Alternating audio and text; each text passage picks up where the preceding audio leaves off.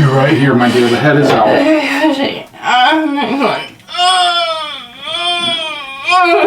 Oh, there's our boy. There's our baby boy. Oh, baby boy.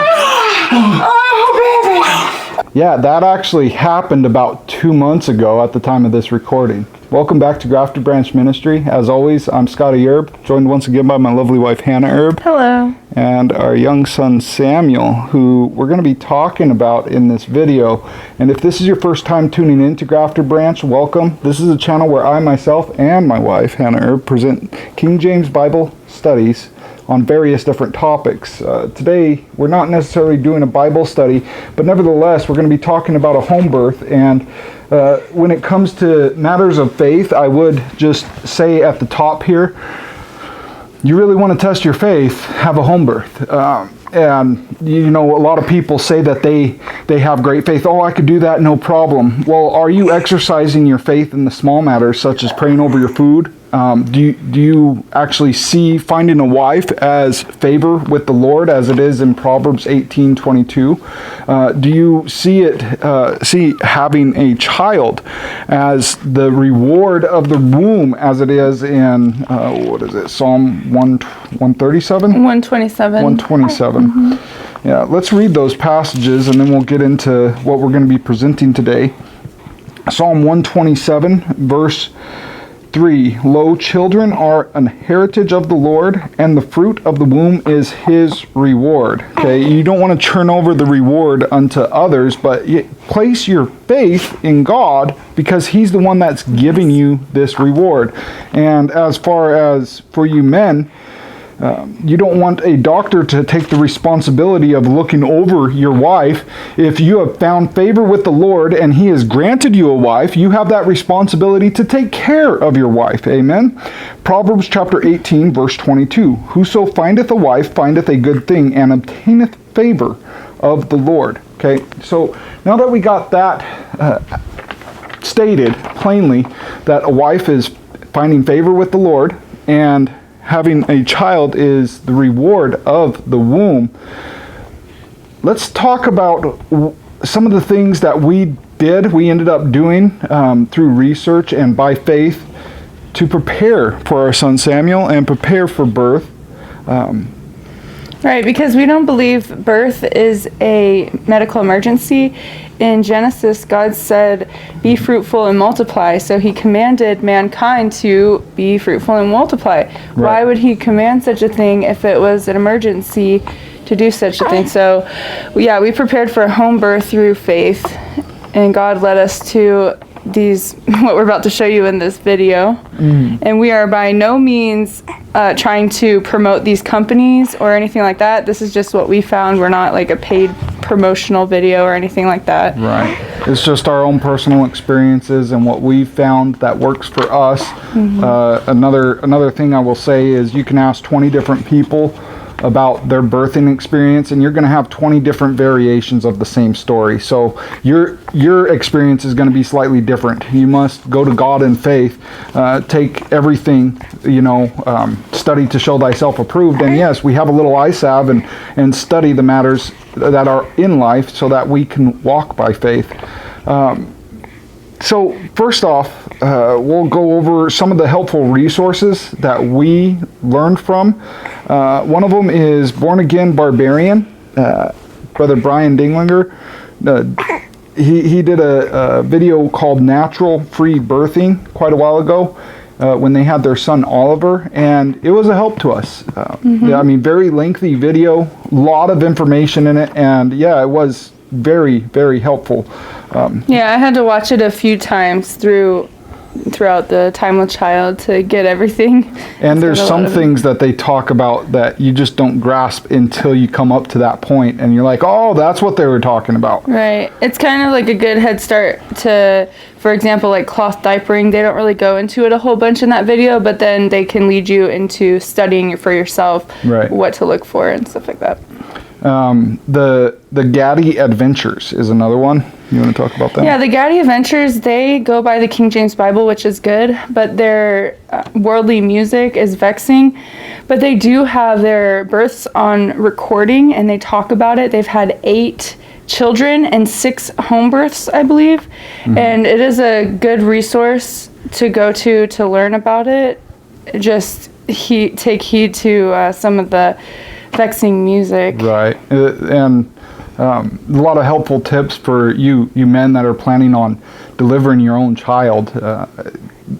I had a lot of encouragement from Mr. Gaddy and Brother Brian as well. Now, and I say Mr. Gaddy because I haven't ever had fellowship with him. I don't know if he is a brother in Christ or not. They profess, but I haven't had any private communications with them. Nevertheless, both here on YouTube, by the way.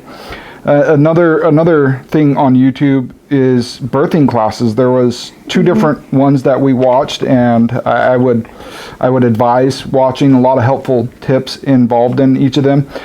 There's maternity care midwife birthing classes, and then there's ALKOZ birthing classes. ALKOZ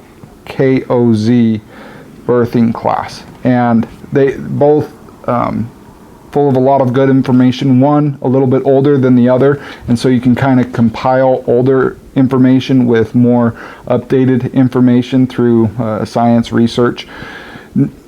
Notwithstanding, just bear in mind, Mary gave birth to Jesus in a manger. So whatever situation that you have when you prepare at your home, in the comfort of your own home, you're gonna be in a good position rather than being on the road traveling and having to go and give birth in a manger on the spot without a lot of supplies prepared. So that's something. Another thing, do you want to talk about? So the next one's called Global Health Media Project. And just be wary of this one. Scotty never watched any of their videos because there's a lot of immodesty. They literally show women giving birth, which is a big help, especially their goal is they believe in the media to help maybe rural countries, help them to have medical information and what to do.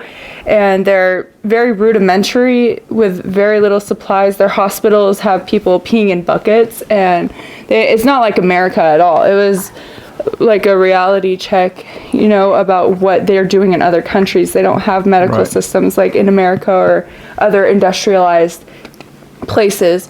So but they still had standards on how they went about things, and that was through experience, so right. And how to, instead of just automatically going for a C-section, they have ways that you can maybe help a shoulder get unstuck or flip a baby in the womb from breech position. And they have to do a lot of hands-on. Surgery is like a very last resort on their videos. So right. And when you're watching these, especially those birthing classes, and it's a helpful tip, ladies, you're not going to be your most rational self when it comes to the time of delivering the child. And so please encourage your husband to write down the notes. Even if you're the one studying and showing more interest, it was the same way for us. Hannah had much more interest. She was doing a lot more studying than I was because she was the one that was going to go through it. But she was relaying the information to me. I was taking it down, noting it down. We had a journal that we kept all of our information in, so that way it was all collected in one place. And when it came time to the delivering of our child, I can go through those notes very simply and easily. And so men, a lot is going to be put on your shoulder, and you're going to actually have to stand up and be a man and not just be a coward and dial 911, okay? It's not a medical emergency. People have been giving birth for thousands and thousands of years. What was the story that you were talking about this morning? 1 Kings chapter 3. 1 Kings chapter 3. And this, where we're at? So it's right 17. Okay. And the woman, 1 Kings chapter 3, verse 17, and the woman said, the one woman said, "O my Lord, I and this woman dwell in one house, and I was delivered of a child with her in the house." Okay, so there's these 2 harlots. They're living in a house together, and they both delivered their children in a a house by themselves.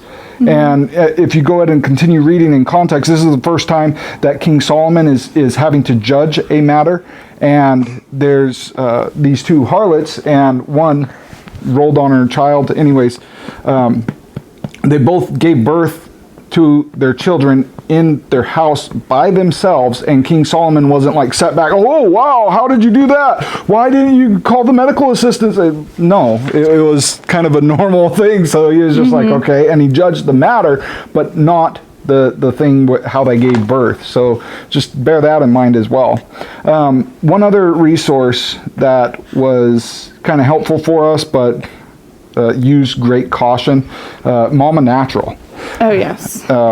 There's some helpful tips, but just know that she does eat her own placenta. She is a cannibal, okay? There's no getting around it. When you're taking an organ that comes out of your body and then you are mashing it up into powder form or whatever and putting it into pills, or you're just frying it up and eat, you're cannibalism, okay, to eat your own placenta. Point blank. You are eating a body organ that came from a man, from mankind. Mm-hmm. Do you have anything else to say? No. Yeah. Okay. So, moving on. The next point that we're going to be covering, we got 1, 2, 3, 4, 5 different sections that we're going to be getting into. Health while with child. Okay.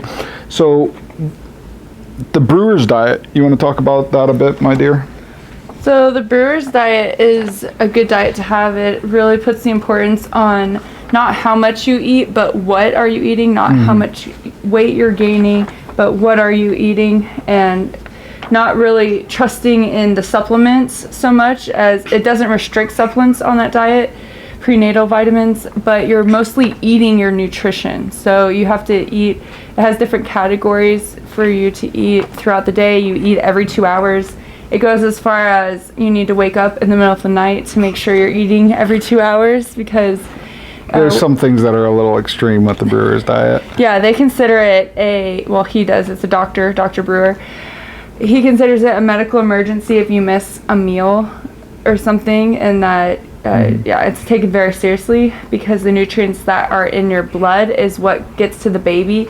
And it's been proven that the baby isn't like a leech and leeches from you, the mother, to get its supplements, but just what's in the bloodstream. So if you don't have the right food, you don't have enough iron or B vitamins, folic acid and stuff like that, then the baby suffers in development. Right. So yeah, the brewer's diet we recommend. And like she was saying, instead of the supplements, the prenatal vitamins, which, yeah, you can take those, but rely on what God has provided, you know. And another thing is, if you're craving something, your body's usually lacking something. Okay, so if you're craving a certain type of food, it's not just, oh, you're with child, you're craving, you got those weird cravings. No, your body's probably lacking something in nutrition, and it's trying to tell you, hey, eat more of this. Another thing, while with child, okay, from as soon as you find out that you're with child, you should start these things. That's what it is to be with child. The world calls it pregnant, right? Bible, the Word of God, calls it being with child. The brewer's diet, daily exercise. Right, daily exercise. You want to do some exercise that's not going to take your breath away, so you should be able to have a conversation and not overexert yourself, because that can cause harm. With lifting weights and stuff, if you're already a weight lifter, some of those things are okay. Like if you've already been jogging, to continue jogging, I've read that it's okay. But you want to really kind of not overexert yourself, because you can miscarry your child if you do that. And definitely sit-ups and stuff. There's different kind of ab workouts that you can do than the crunches. And there's some videos, I didn't really watch any because all the women are pretty much naked when they're showing you these exercises, but just, you know, you can figure it out. The one big thing is, you know, the common saying is no pain, no gain. But when you're with child, if there's some pain to it, don't do it. Okay, and that's what Hannah's meaning by don't overexert yourself. Don't push it. Okay, if you start straining yourself, yeah, you're probably causing a little pain to the child in the womb, or messing with your womb in some fashion that can harm the child. Yeah, some really good exercises is walking. You can walk. That's really good. Walk for like an hour a day, all the way through the time with child. Squats. Squats are really good. Squats really help me with my contractions, but I couldn't have done those squats if I hadn't been already doing them. Right. Yeah. So yeah, stay healthy and prepared. There's another part to early time being with child is massages and rub downs. And men, I'm mainly talking to you. No matter how tired you are, give your wife a massage in the evening. Her body is going through a lot of changes, right? Remind her when she starts having these things that come up and she's wondering what's going on. Did he pee? He needs to be changed. Okay. Let me finish this point and then we'll... So just remind her that her body's going through these changes and that it's natural, it's normal, okay? And give her massages and have her comfortable with you, with your hands on her body, because if you're going to be delivering your child, she should be completely comfortable with you and you should be completely comfortable with her. Do those massages, those rub downs, and give her that time to, it's 9 months. And I'm talking every night, even if it's short, kind of give her legs a massage. She's carrying around extra weight as she's bringing up a child or developing a child in her womb. Her body's going through changes. Her feet are probably going to be achy. So, give her a foot massage. And if she's working out, she's going to have those cramps and stuff. Yeah, with that, we'll be right back and change our son. All right, and we're back. So still talking about, your health while with child up and throughout your time with child, each of the days and the weeks. Okay, there's other resources that you can look up, like what to expect week by week. There's certain things that you can find online, right? Right, yeah, you can find pregnancy, they call it pregnancy week by week, and it tells you about pregnancy symptoms. Of course, symptoms is something you have when you're sick, but I just checked a lot of different resources and compared the information. You'll find something a little bit different on each one. So. And then there's essential oils to be aware of. There's some essential oils that can they can. The essential oils, they can induce your labor sometimes, or it has like effects on your uterus is what they call it. Your womb is what the Bible calls it, and it causes blood flow to go there, and that's what can sometimes cause preterm labor. So you got to be careful about some natural... Which essential oils you're using, but yeah, essential oils are great. In our other video, we talked about, while she was in the time of labor, we were using peppermint to kind of alleviate the nausea. Right, and then those essential oils that can cause labor, onset labor, they came into play for us later on. We didn't start using them until week 40, and Hannah still went to week 42, but you can start as early as week 38. Start, with those massages, using coconut oil for the massages and putting the essential oils in it, and other essential oils before time. But the ones that can cause labor, just don't be cautious of them. Do your own research. We're not experts here. We're just talking about what we have experienced.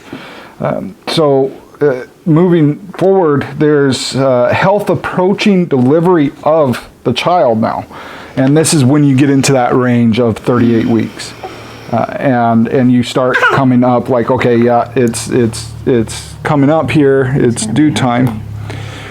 Okay, and so the health approaching delivery of the child, we continue doing the things that you were already doing.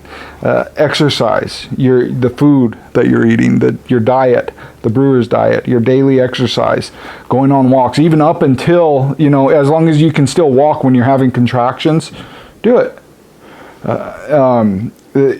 There's dates, eating dates. go ahead and talk about once that. you're past 38 weeks, you can have 6 dates a day, and studies have proven that it helps the cervix dilate and soften in labor. So women who ate 6 dates a day up until delivery, they had easier time with labor. And I mean, a testament to it. And if we give God the glory, God can work through these natural things, right, that He has provided.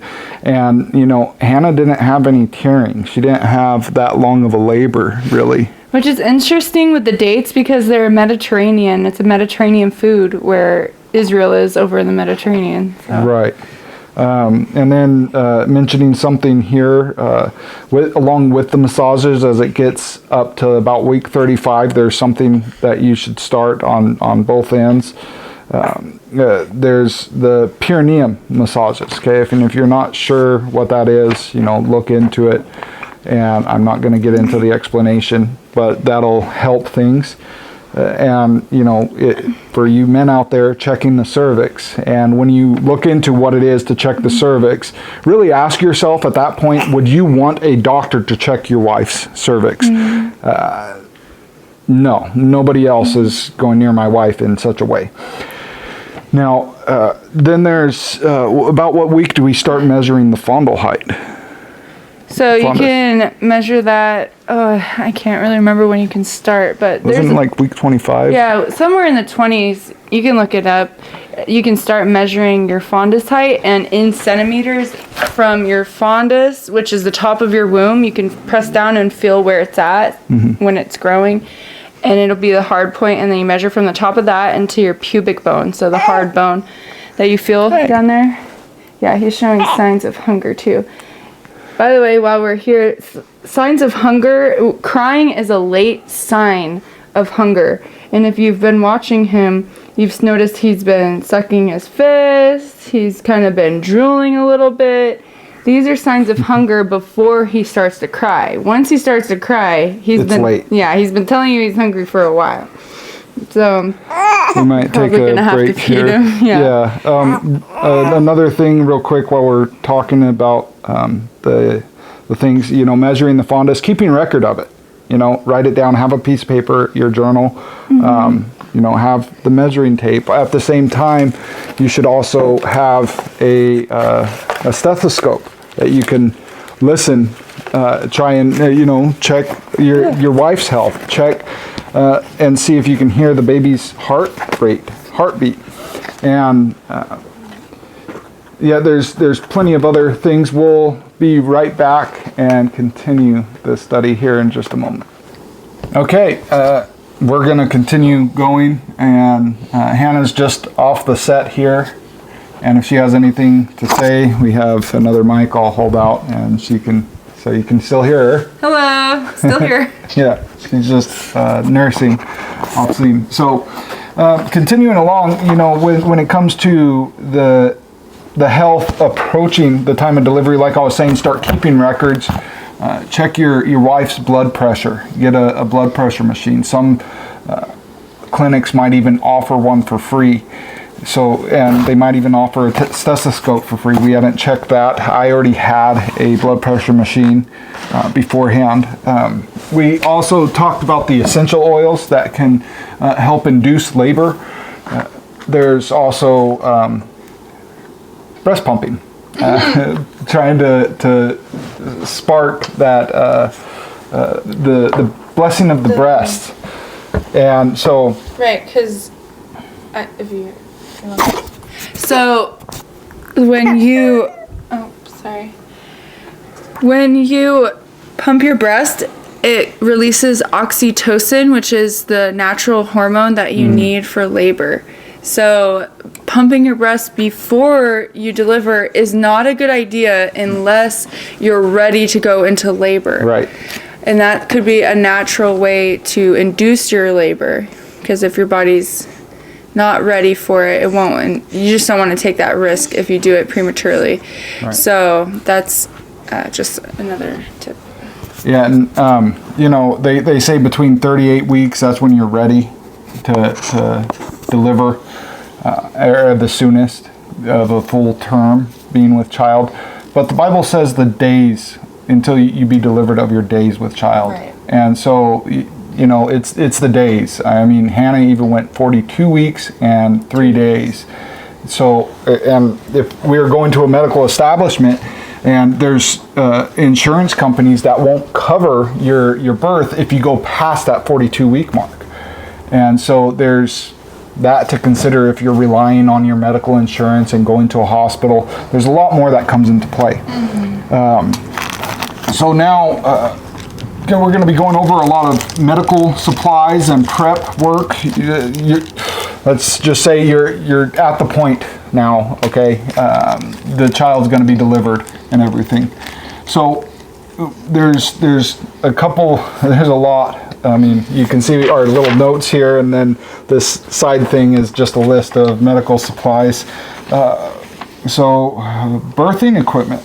You got spare towels, sheets, postpartum pads. We'll touch on that. You know, I just brought it up. So postpartum pads. Hannah, I hope you don't mind while I do this. But here's the size of a regular pad. Hannah makes these herself. That's a panty liner. Yeah, but it's about the same size as a pad. And here's a postpartum pad. Okay, it's a bit 18 more inches. And you're going to have a lot of flow and a lot of blood loss that comes for the next couple of days. Did you hold them up beside each other? Yeah, I did. So yeah, holding them up. That's what you're looking at there. That's like the extreme size. That's the biggest you're gonna get. But I didn't know what to expect, so I just went for the biggest size. And really, I don't think I needed that, but there are some women that might. Like I've shared in previous videos, I've never had a regular cycle, and so my bleeding I think was kind of on the lighter side, although it was still a lot. But I just ended up, you know, I didn't really have all the time or energy. Sitting at the sewing machine while you're great with child is kind of hard. So instead of spending my time sewing these pads, and we didn't buy any disposable ones either because there's bad chemicals in them, I just took some of our old rag towels and just used those, and it was great. It saved us money, and it was completely convenient. I would say also, if you don't have any old towels that you can just have for throwaway in such a way, go to thrift stores. Look and see if they have any towels on the cheap that you can get. Yeah, and if you're worried about blood stains, just use some hydrogen peroxide and put it on there before you wash it. It will come right out. Amen. And so, yeah, that's your postpartum pads. Having shower curtains. We bought a few different shower curtains, you know, under $5 a piece or around $5 a piece to lay on the floor, to pin to the bed and everything. So there wasn't, after the birth, when she went to lay on the bed, there wasn't any seepage that got through and stained the bed, right? So yeah, having shower curtains. But what we should have done was we should have sat on the toilet. I should have. Yeah, I'll get to that. Oh. I'll get to that. Yeah. We'll talk about that here after going over the medical supplies. So having forceps, right? Forceps, umbilical cord clamps. Okay, just basic little clamps. You can buy them on Amazon or Walmart or whatever online, right?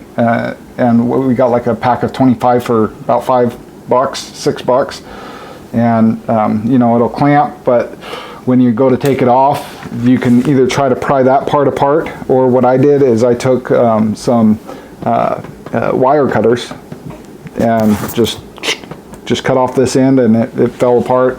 It was easy. So, and yeah, obviously be careful. There's having sharp scissors on hand.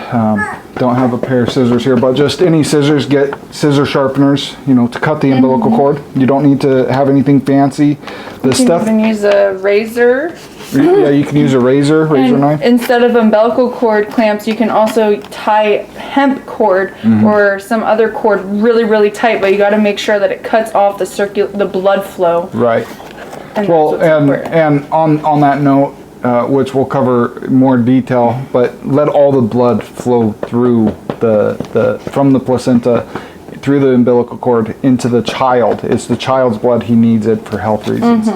Again, a stethoscope going to be needed at the time of birth also, more so for the child. There's a suture kit.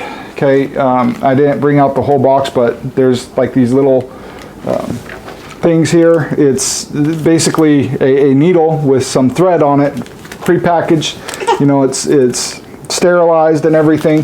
And what I did, just so you can see, I purchased a suture kit practice thing. I got it in a bag to keep it sterile. But yeah, and you just practice and do. I mean, you can see my hack job, but yeah, I'm not a professional. I'm not teaching you how to do this or nothing, but in case Hannah did tear, I was trying to learn how to stitch, but by the grace of God, she didn't, and we didn't have to worry about that. But it's something you might have to consider. And having here's like an oral syringe that you'd put medicine or something in, and you can squirt it into the baby's mouth, but we used it for getting the breast milk, the colostrum, and we put it in the child's eyes. We'll get into that here in a moment. There's this book, the Mother's Book of Home Medical Tests. Yeah, I can recommend it. It's been helpful to us, and it was. I mean, they have everything from the next thing that we kind of talk about, the APGAR test. Right? The APGAR test is a test that's done immediately after the child's born to see their responses, their color, and everything. We also had one of these. It was essential for us because Samuel had some mucus in his throat, and we had to get that out, some fluids that we had to get out before he started crying. And having this little sucker thing, yeah, very needed. Which is normal for a baby to come out with some mucus in their mouth because they've been in the womb with water. So right. Yeah. And so it's nothing to concern yourself about. Having a thermometer, very needed. We kept a separate chart with all of our medical stuff and dates and so forth. Then you know, after the child is born, you're gonna need. We talked about like having the breast pump to get some of that colostrum out for the oral syringe. There's also having a digital scale to weigh the child on. Having medical gloves, because men, after you deliver the child, you're going to have to deliver the placenta, and you want to look and examine the placenta and see if there's any missing parts on it, because that means that. And it's normal when, you know, the placenta, it comes out, but there's part of it that's still in the womb, and you're going to have to massage the womb down and try and help get that part to detach and come out. But it's not really normal. But it causes postpartum hemorrhaging, and that's when the womb will not contract like it's supposed to naturally, because it still has a piece of the placenta in it, and so those blood vessels where the placenta detached are still open, and so they continue to bleed, and a lot of women in the past have died from postpartum hemorrhaging. But it can be avoided if you can get that piece of the placenta out. But how are you going to know if you don't examine the placenta? Right. And so, yeah, when the placenta does come out, we used a big like kitchen bowl, and I set it in. Got some medical gloves so I can kind of churn it and handle it. I mean, it's going to be bloody, real bloody. And this is where learning from the Global Medical Media Project, that it shows you details about this happening to real women, and that this is where it came in handy because you could see it firsthand, and just thought I'd throw that in there. Yes, definitely. And and then we would have like a basket to hold all this together in, so that way when it came to the time of birth, we had everything there handy with us in one spot, easy to use, ready to go. Everything from the chart, the paperwork, the different tools, like the forceps, the breast sucker, the breast pump, the mucus sucker, the suture kit. We had all that ready. There's also having little cloth wipes is going to be handy, because when the child comes out, you want to wipe the eyes, but you don't want to keep doing it. So, I mean, you can use a rag, but as soon as you wipe one eye, you got to discard it, because you don't want to cause bacteria as you're wiping away the fluids from the womb. And so you wipe the eyes, and we use these little round cotton cloths, and you wipe from the inside of the eye out, and then discard that one, and then grab another one and do the other eye. Okay, don't use the same cloth for the same eye. Having the tape measure, you measure the child. Having a digital scale to weigh the child, all very needed. Now, after the child's born, you're gonna want to put a diaper on them. Okay, this is a cloth diaper. It's not an actual diaper. It's got the pad that separates for easier drying. Hannah's coming back now, and so you want to talk about these a little bit? I would love to. I've become quite passionate about cloth diapers in this whole ordeal. So I made this one when he was still in the womb, and it has one of the umbilical buttons. You want me to show it? Here.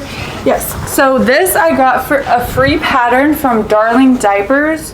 You can get it online. They have a newborn small and a newborn large. This right here, these green ones are the umbilical cord clamps, so that you snap it down, right? And then it stays down out of the umbilical cord whenever you put it all together.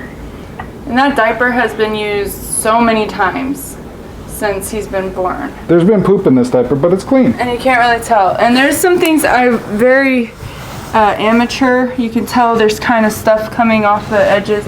I have learned now, because, well, her pattern doesn't come with any instructions. You kind of got to figure it out. Unless you pay for her $10 pattern, and then she gives you all the pictures and all the instructions, I would suggest to get it. It's a very good deal. I think she's selling it for way less than it's worth. But yeah, you can turn those seams inside out so it won't do that. And you can use different button sets. I just kind of compromised and used one line, but really 2 lines would be better. Or if you can use Velcro, Hook and Loop is what is called. Velcro is just a brand. And let's see, we're working on his next size up right now. Right. And so I would suggest, if you are a mother and you're with child, try to make the next size up, because it's been kind of a struggle to get enough time to be able to sit down and sew his next size. So make sure you have at least 30 of 30 is like if you don't want to do laundry every day. We're getting along with about 15. We had him he was kind of a smaller baby at 7 pounds, 11 ounces average, but on the smaller end. And we were getting along with about 15, but we were doing laundry every day and hanging him out to dry. But 30 would be ideal. Yeah. And then we also got cloth diapers, and those are called flats. Yeah, the flat diapers, which you can spend a lot on these, or you can get what's called the flower towel, and it's the same thing. And you can get a flower towel a lot cheaper. And there's a couple different, folding methods. Again, we're not experts, so I'm not even going to try and show you, because I'll probably show wrong. Yeah, there's different folds. You can look on YouTube. They'll show you a bunch of them. And with the cloth diapers, you're going to want a wool soaker. Yeah, so this wool soaker was handmade, and she gives the pattern for free. It's called Katrina Quick Sew Soaker. And you can get this pattern for free. That's the pretty big size. He's not up to that one yet. He's wearing one right now that fits him. And we got this 100% wool. It's got to be 100%, not a blend of any fibers. We got it for $1 at our thrift store, and it's made An old jacket. What? An old jacket. Yeah, an old sweater jacket thing. And it's made at least 4 plus some other things. So I got a lot of fabric out of that. And that's a different kind of the cover for the wool. Yeah. But we like this one better because it's got the legs. Right, it'll keep the poop in. Yeah. And you can even, there's options to do what's called longies, and they're like pants, but made out of wool. So yeah, there's no leaking at all. And while we're talking about diapers, here's You might have wondered what Hannah reached for earlier when we took the break to go and change him. These are wipes. Okay, it's just paper towel with water and some baby Castile soap, just a little bit, and a little bit of olive oil, and you can add baby safe essential oils to it, but yeah, we just do the water, soap, and olive oil. And basically what we do is we'll take a paper towel, right? Take a full paper towel and we'll cut it into thirds. And then you take that third of it and you put it in a container like this one, and you boil the water. Boil 2 cups of water for 2 minutes. Okay. Yeah, and then you put the oil in it. Let it cool down. If you're going to put it into a if you're going to put it into something like this, let it cool down. If you're putting it into glass, it's okay to do it hot, but you don't want to melt your container. Right. Yeah, and then you put the oil and stuff. So there's that. Having chamomile lotion. Well, real quick, we learned this part from Brian's video, natural free birthing. Yes. Yeah, they taught us about that. So. Yes, and then having calamine lotion on hand for rashes and so forth. It's the zinc oxide in it, which is actually not natural occurring, but zinc is, but it's a derivative. They have to oxidate it to get it. But it's harmless, and it works really good for diaper rashes and protecting the skin. I'm gonna have to walk. He wants to walk. Okay. And then here is what's called a snappy, okay? And it's, instead of using pins, we just use these instead of the bobby pins. Safety pins. Safety pins, yeah, thank you. And it stretches, and then it'll clamp the diaper when you do use the cloth diapers, and the little hooks, they stab into the fabric, but not far enough to harm the child at all. And real quick, while we're still talking about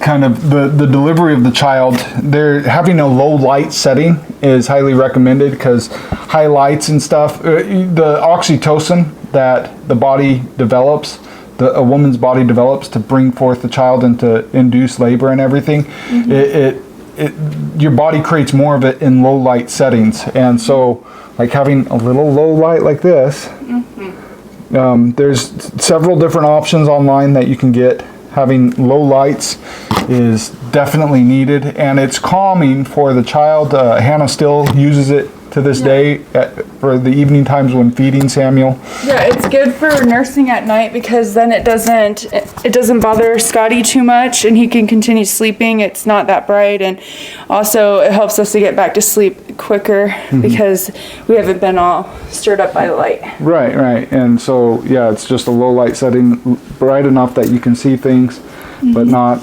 too bright that it's invasive.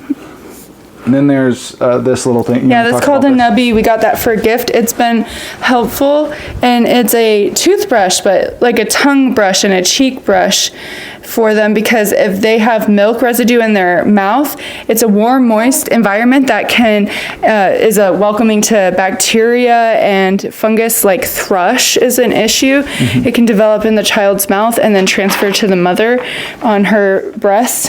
And so it's good to just try to, every time that you nurse, brush his tongue, and he likes it. It's an interesting texture to him. So right. Yeah. And we cover more of not the so much the postpartum, the childcare stuff, but the birthing, delivery. In the first video that we done on this topic, it'll be linked at the end. But also, while we're talking about the diapers and so forth, we had the list of all the medical supplies that we had ready. And, the most important thing, though, was having our Bible on hand. Yes. Trusting God still, because, as I said at the top of the video, how are you supposed to just expect that you're going to have the faith in the big moment if you're not exercising your faith in the small moments daily, and, making this a part of your life, so that you're just going to go to it naturally, and not just expecting to turn on the switch in the time that you need it, but you're making faith and seeking God your life. Okay, and so it's a practice that you build in to your daily routine, and you're ready for that time of delivery. It's not going to be something different for you. It's going to be naturally occurring. Right, because in my studies, I've watched these home birth videos, and they'll bring the Bible out, but it just sat there on the couch, and no one was reading it. It was just open on the couch, and I'm sorry, but the Bible doesn't have magical powers where if you just open it up, it's going to help you. But you must read it. You've got to believe it and heed it. That's how the Bible and scriptures, and apply it. That's how it's going to give you its power. You can have God's power in your life if you believe the Word of God. Yes. And as it is, we've quoted in a few different studies getting ready for delivering our son Samuel, and also in this video and the other video on the birthing testimony. But in 1 Timothy chapter 2, verse 15, it reads, "Notwithstanding, she shall be saved in childbearing if they," husband and wife, "if they continue in faith and charity and holiness with sobriety." You continue in it. You don't just act in charity, faith, and holiness and in the moment that you need it, but no, you continue in those things. There's a lot that goes into birthing and labor. Hannah was talking earlier about we should have had her sit on the toilet. You want to go over that now a little bit, like when you gave birth, like learning what we should have done?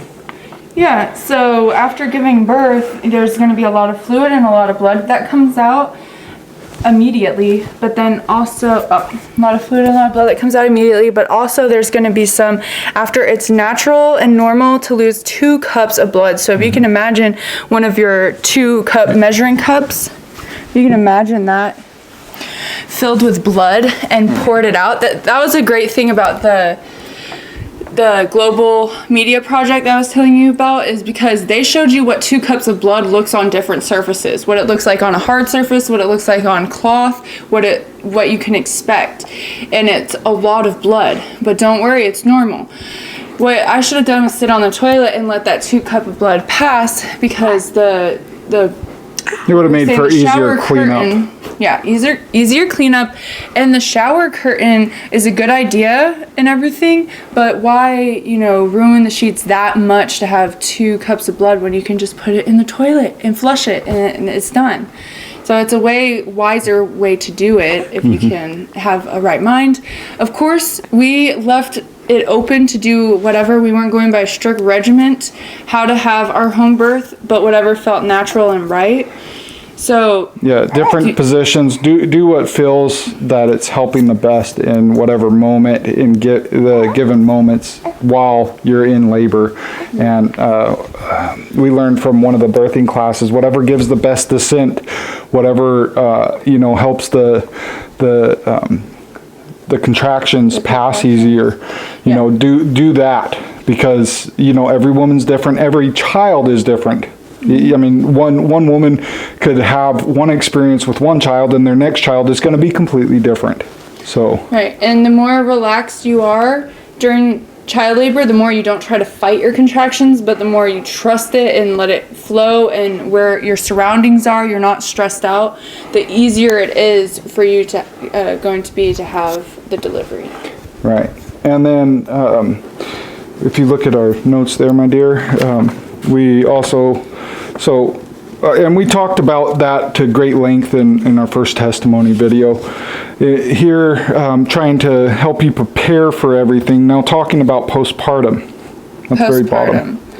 Right. So postpartum, we already showed you the pads. This big wonker over here. This is the size next to my torso. It's huge.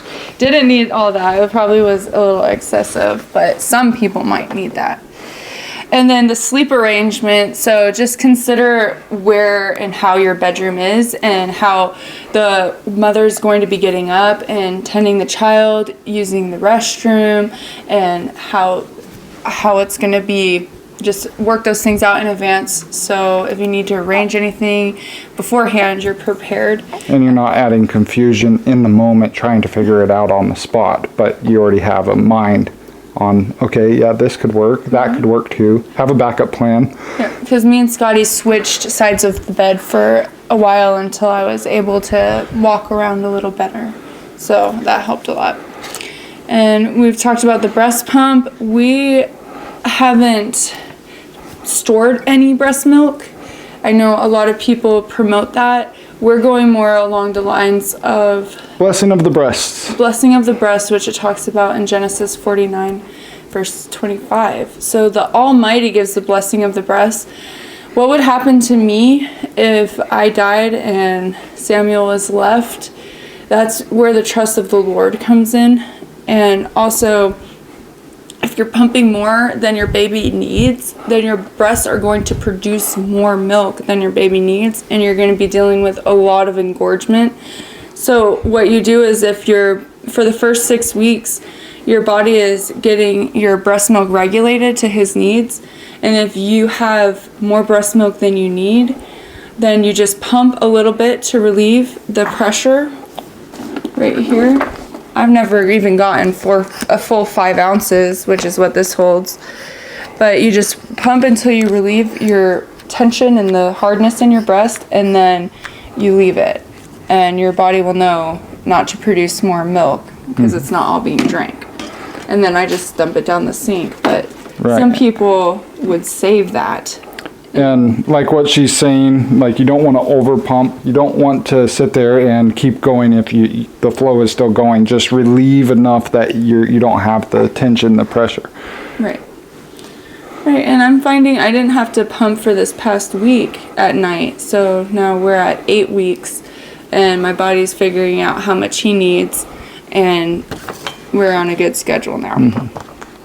And that's a good thing about doing the breastfeeding on demand. So it's baby-led breastfeeding. Whenever they want the breast, you give it to them, and they're going to be able to bring in their more milk supply. The longer that they're at the breast, they're going to tell your body produce more milk, and that's how they're going to know, instead of what's called scheduled feedings, where they only feed 10 minutes on each breast and cut the baby out, because then some babies don't draw enough milk as other babies. So some babies can get enough in 10 minutes, some babies can't. So you shouldn't cut them off when you want, but let them feed as long as they need to.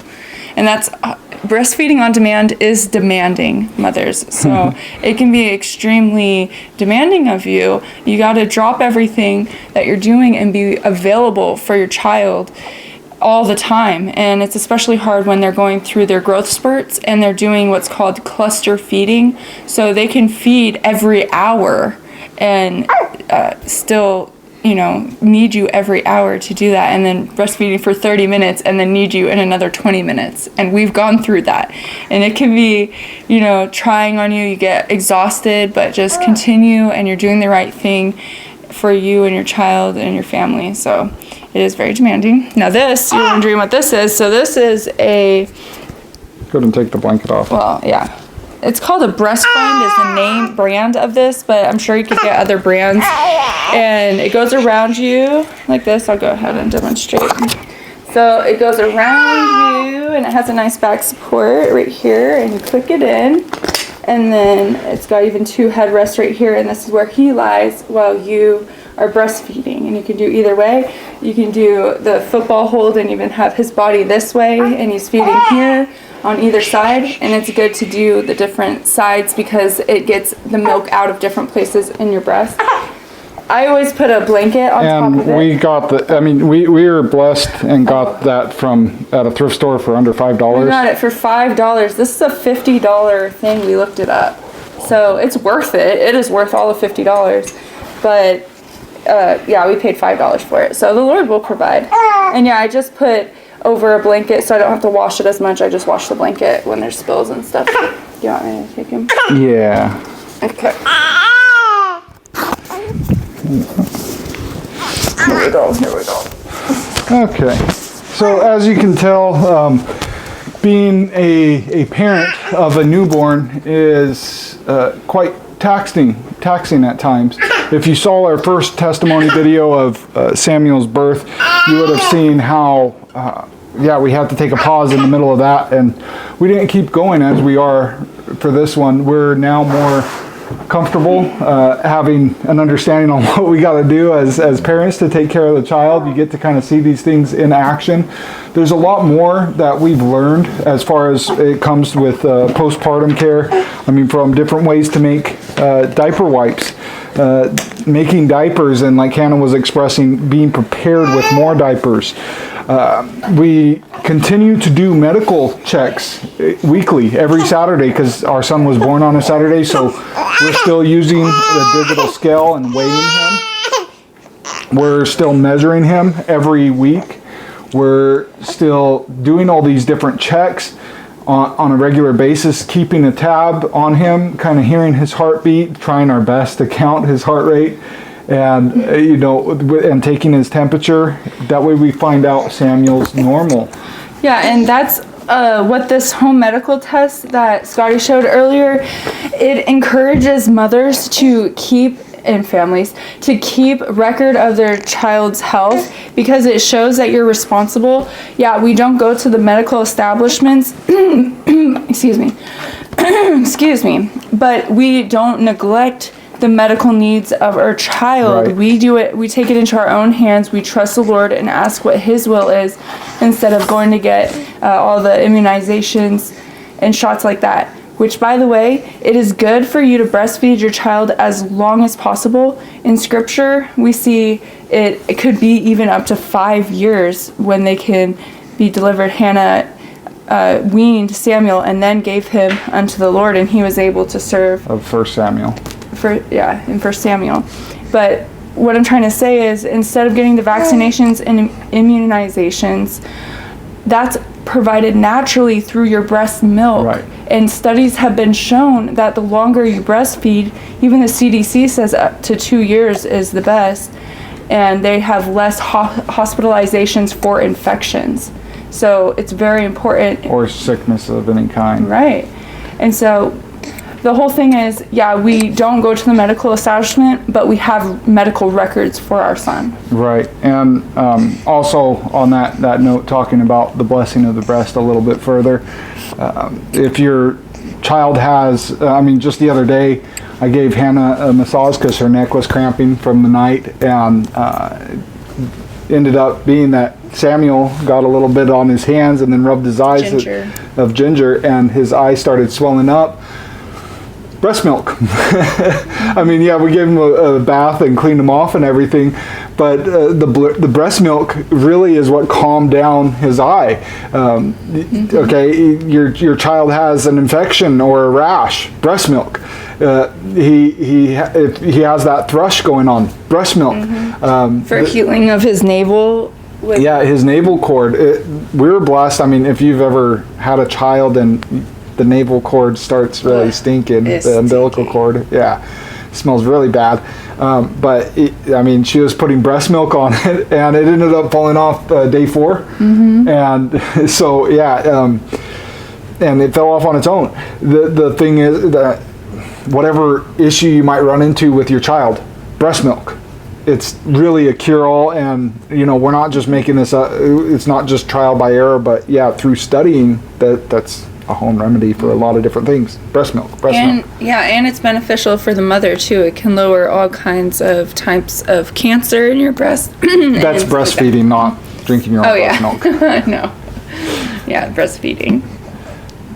And so I don't know if we got much more to cover on, my dear. The sitz bath, maybe. Hannah expressed that if she did tear, she would have wanted the sitz bath. And I did sit in the bath. You can get away without ordering one that goes over your toilet, but we just filled the bathtub with water about to your thighs and sat in a warm bath with Epsom salts for healing. Right. So it did help. Yeah, and that's one thing you might want to consider, is getting a sitz bath. We didn't. We just did it, with the Epsom salts in a bathtub. We do have a bidet now. Yeah, we a handheld spray. That's how we clean off the toilet, diapers. We just hold it over the toilet. We grab the little hand bidet sprayer and spray off the diaper into the toilet and then just flush it. Perfect. It works great. Yeah. Can you think of anything else, my dear? Right now, no. I think that's that. Okay, that's that then.